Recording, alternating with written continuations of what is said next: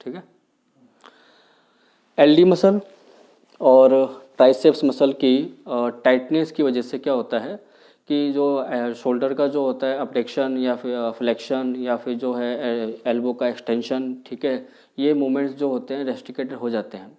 अब सिंपली क्या होता है कि जब ये मसल टाइटनेस है या कॉन्ट्रेक्चर में होती है, ठीक है, तो सिंपली जो है अपनी जो है ओवर जो हेड होता है उसकी जो एक्टिविटीज़ है, मतलब पूरा ऐसे हाथ को सीधा कर पाना या फिर साइड से हाथ को सीधा कर पाना, ये थोड़ा सा मुश्किल हो जाता है। तो जो अपने हाइट से जो ओवर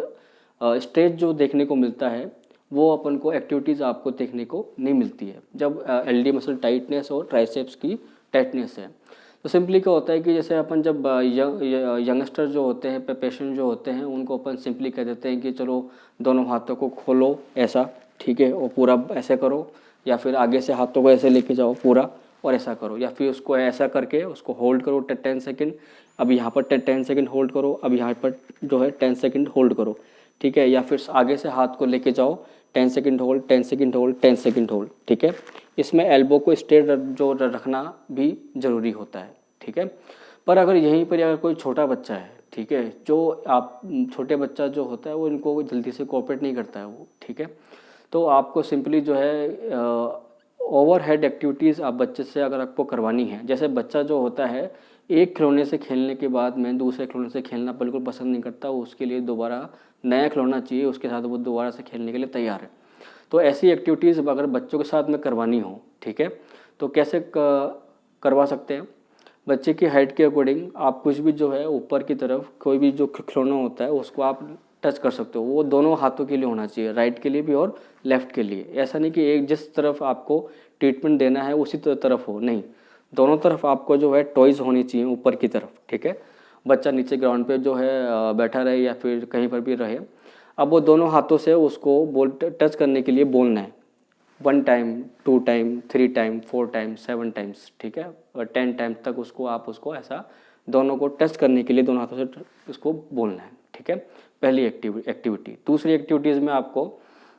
दीवार के पास जाकर बच्चे को बोलना है कि दीवार के पास जाओ पीछे की तरफ, और दीवार से सारे पूरा उसको सपोर्ट लेते हुए हाथ को ऐसे ऊपर की तरफ से उसको पूरा जोड़ना है, ठीक है, और फिर दोबारा से उसको ऐसे कुछ सेकंड तक ऊपर रोक के रखना है और फिर कुछ सेकंड के बाद में उसको धीरे से नीचे लेके आना है, ठीक है। ऐसा आप कर सकते हैं।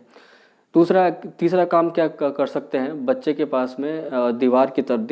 दीवार पे जो है हैंड के आप निशान बना सकते हैं, मतलब हैंड का जो ड्राइंग होता है ना वो बना दिया, ठीक है, और उस पर लिख दिया राइट और लेफ़्ट, ठीक है। तो बच्चे को जो है आप दोनों हाथ को ऐसा कह सकते हैं कि दीवार पर इस हाथ को तो यहाँ तक टच करना है और इस हाथ को जो है ऊपर तक दीवार तक ऐसे उसको टच करना है, ठीक है। तीसरी एक्टिविटीज़। चौथी एक्टिविटीज़ में क्या ध्यान रखना है, आपको ज़्यादा जो मूवमेंट जो करवाने हैं बच्चे के वो साइड से ऊपर की तरफ के लिए करवाने हैं, ठीक है। और उसमें ये ध्यान रखना है कि जो एल्बो जो है वो बेंड नहीं रहनी चाहिए, उस बच्चे को कहना है कि एल्बो भी जो है स्ट्रेट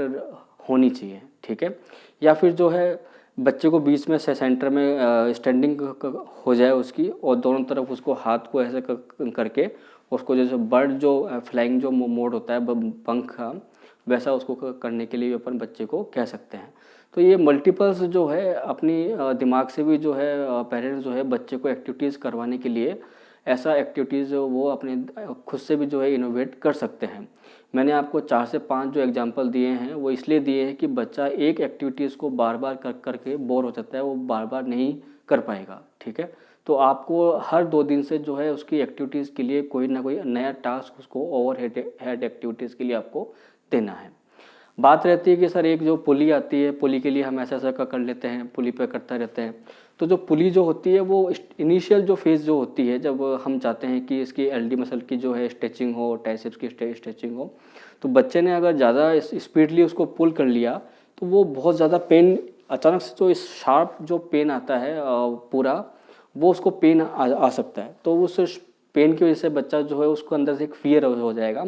और फिर वो ओवर हेड एक्टिविटीज़ के लिए वो फियर उसका जल्दी से निकलना